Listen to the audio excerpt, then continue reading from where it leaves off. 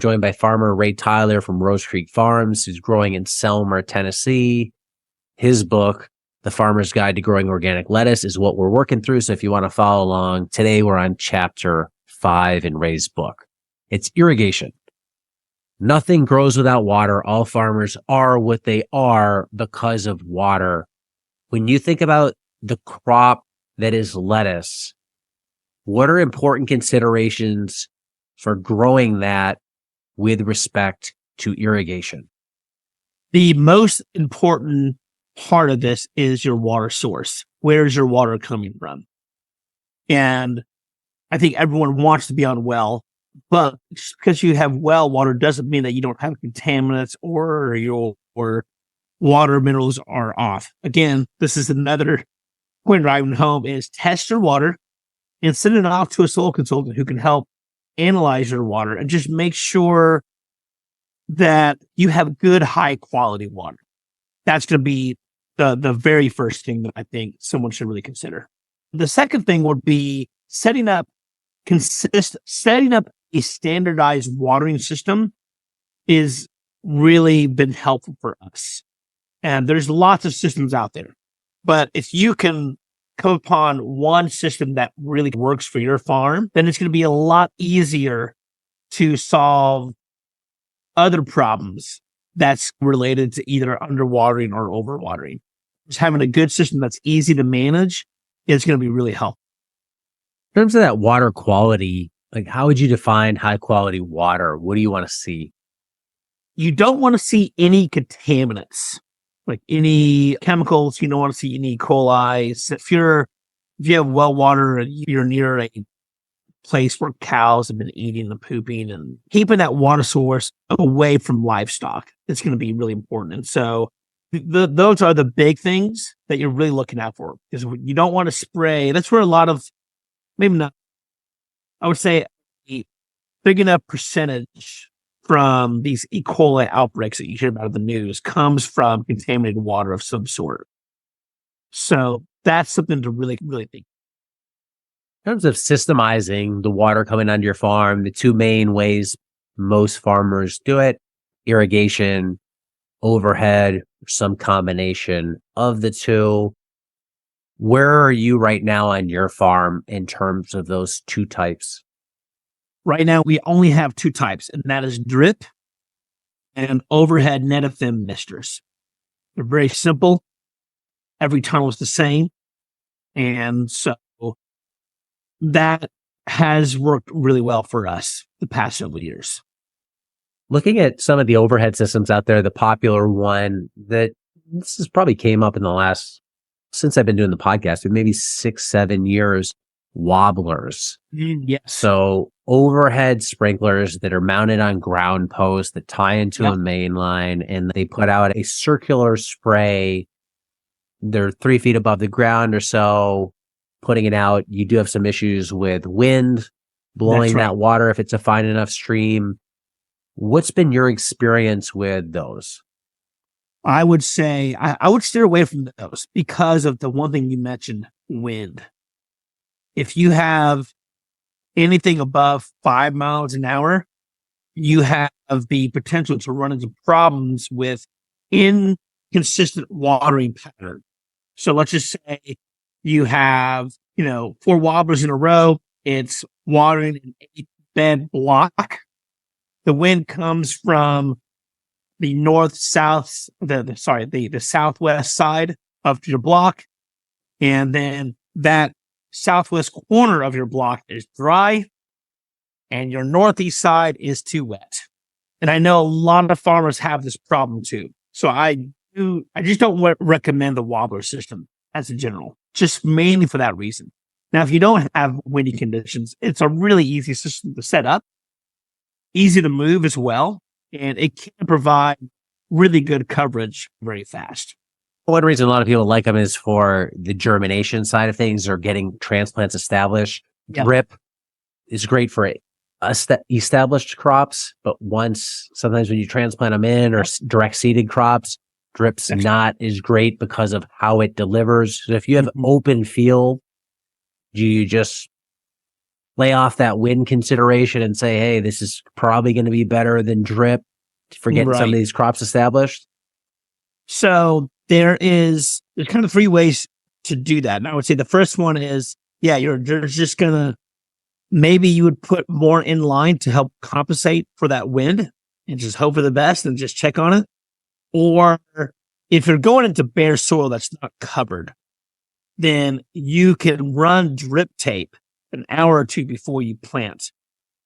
And then you just plant right where that drip droplet happened, right? So you're very precise about where that's going to go in. Or you could, one thing we've done before with the wobblers is if we know we're going to have a windy day, say we're going to plant tomorrow, we know it's going to be windy, maybe we'll run the wobblers the day before and just get everything where it's not dry. And then that would give us a good chance to see if, hey, did we have a wind? Is there any spots that got missed? Is that going to be a problem or not? So there's definitely some workarounds around that. Again, if you have windy conditions, you're going to be very frustrated. And at some point, you're going to lose some crops because of the irregular watering due to the wind blowing around the droplets. For drip, it's obviously not affected by the wind because the tape is laying right on the ground, or some people even bury it. So not a factor at all. What does your current drip system look like on a bed level? What's the spacing of the emitters for your soil? How many lines per bed on surface? Are you burying it? What do you do? We're laying drip right on top of the soil. And we are doing, for lettuce, it is different for different crops, but our system for lettuce is 2 rows of drip. These are a 4-inch apart emitters. It's pretty close because we want to be able to get a lot of water on that bed as fast as possible. So we found that 4-inch is a nice spacing. And then they're centered between row number 1 and 2 of your lettuce and row number 3 and 4. What have you found for drip in terms of your soil? And maybe that's something we have to hit on here to establish a baseline, because I don't think that's came up. How would you describe your soil from clay to loam to sand? Where's the soil in your farm? We have heavy clay, like it's really heavy. We've had to work hard to get a little bit more loam and organic matter, but the places where we have not been addressing our soil, like maybe outside of our tunnels, water just does not perk on this property. It's very tight. So the good thing about that is that when it does get wet, it does tend to hold that water. So where if it was sand, you'd have to water a lot more. Maybe on our farm, we don't have to water as much as, say, if you were like, I have some friends in Texas who have very sandy soil. They have very little soil diseases because of that, but they have to water a lot more frequently. Lettuce is a crop. Where does it fall on its water level? How much water does it want? Think of something on the extreme of cactus, say you don't have to water it that much, to some of these tropical plants they need a ton of water. Where is lettuce in that spectrum? I would say a good inch a week, probably. And that would translate into, that's like a baseline. In the wintertime, it's once a month. Like we're doing dry soil farming in the wintertime. We'll get in that. That really has to do with disease, controlling disease. We'll get that into our disease portion of this. But in the summertime, it's like once a day. Now, it used to be like 4 times a day when we were open field. But now that we have tunnels, extra layer of poly, and block from the wind, it's really helped reduce our watering. So now it's maybe 1 time a day. We are using the Netafim overhead misters when we first plant lettuce into the ground. And maybe that will go on 10 minutes, 4 times a day in a 24-hour time cycle. That's just to make sure that if it's really hot, because we have P200s and they are this massive deep cell, they tend to dry out a little bit faster. And so you want to just make sure that you have the watering program so they don't dry out and die. Are those overhead misters more adding humidity to the air moisturizing the top layer of the soil, or are you getting good percolation from those? Oh, we're getting soil drenched. Like it's a gentle rain, but it's a lot of it. And then come summer, once these plants are established, is there a visual of that you've noticed of getting too much water, not getting enough water, so you can dial that in? Because for somebody new, this is always a question on crops. How much do I water? And I know there's no, hey, 5 minutes, 20 minutes. Yeah, totally. But is there a visual cue of your soil needs to feel like this, look like this, or the plant needs to look like this? So what you don't want is you don't want the surface of your soil to be dry, powder, right? So I'm going by soil moisture, by the looks of my lettuce. Because if you can look at that lettuce at the wrong time, let's say if you look at your lettuce in the morning, here's a good example.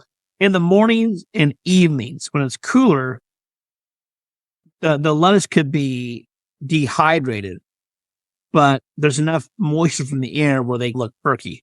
But during the day, they're just flat. There's just no water left. I don't look by the plants. I'm going by the soil moisture content.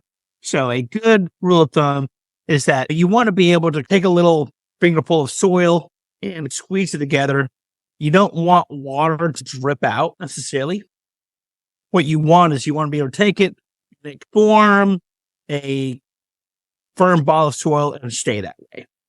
It's like a muddy, like you don't want mud, but you don't want, if you let go of your fingers, you don't want it to fall down in powder. So you just want you want good moisture, but you also want good.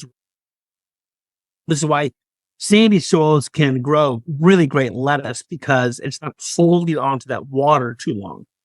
Because it needs to drain enough where it's getting rehydrated. That's how nutrients are getting into the plant. But it also needs to drain enough where you have good oxygen as well. A general rule of thumb that a good place to start would be from May till, I would say, first week of October.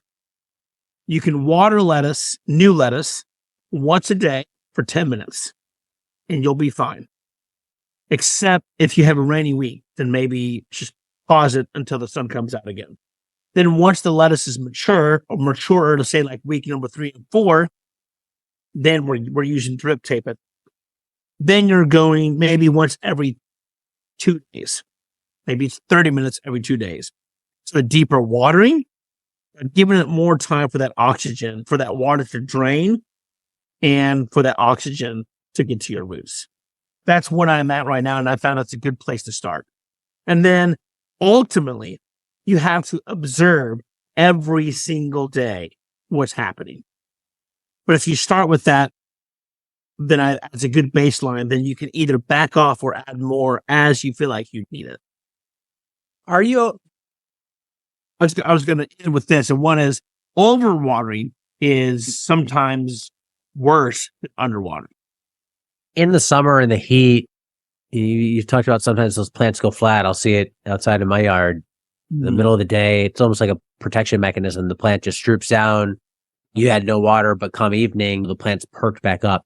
Mm-hmm. Do you ever want to see that on lettuce? Or are you looking for lettuce to be that same perfect head shape 24/7, meaning it's hot, but it can suck up water, so it never has to droop? Or are you okay with the droop? I'm a little okay with it. When the heat index, the humidity is like 120 degrees, I never like to see it. And sometimes that can be a nutrition problem. I've seen it where if I add on, I want to say zinc, if I foliar spray zinc, it can help reduce some of that floppiness every time. Yeah, it's always scary. No matter how many years you've been growing it, you see it. Hey, water's good. My nutrition, I think, is on point. As long as I don't see that into the evening, sometimes that droopiness can be from disease. Lettuce drop. If there's other funguses that can cause that. If you see that, say you see 10 plants in a row, everything else is perky, looking really good. You have 10 plants in a row. It's probably not water. It's probably some kind of root knot nematode that's affecting your plants. So sometimes you think it's water. This is why it's really important to go check your soil. Because if you see droopy plants and you think it's water, you turn it on, then you can have a real problem. So always check your soil content. Again, it goes back to observe. I just can't stress on how important it is for you to really understand this relationship between actions, your growing practices, and how lettuce is responding to that. And this really ties back into the previous section we did on covers, where if you're growing in the open field, you have no control over the rain. You get 6 inches of rain in 24 hours. That's that. And then the next week, if you get 2, that's that. And you can irrigate to compensate, but it's pretty much impossible to take that water away that's coming down. So put yourself under cover, and now you give it that much more even profile. And one thing I'm detecting is, like, the more a lettuce plant can just grow, I don't want to say the stable state, but without a lot of stress, the better that plant's going to grow throughout the year. So you're just trying to say, hey, operate in this band. Yep. And I think you'll do okay if you have that roller coaster, just like anybody's life, if it's up and down all the time, a lot harder for it to thrive. That's right. You nailed it. Again, this goes back to consistency is key. Like, everything in the system needs to be consistent. And so if you can consistently, it'll be better for you to water lettuce consistently every other day than to go 2 days in a row, skip a week, right? You would rather, it needs to be, whatever you do, pick something that you can reliably and consistently do each day, each week, each month, without exception.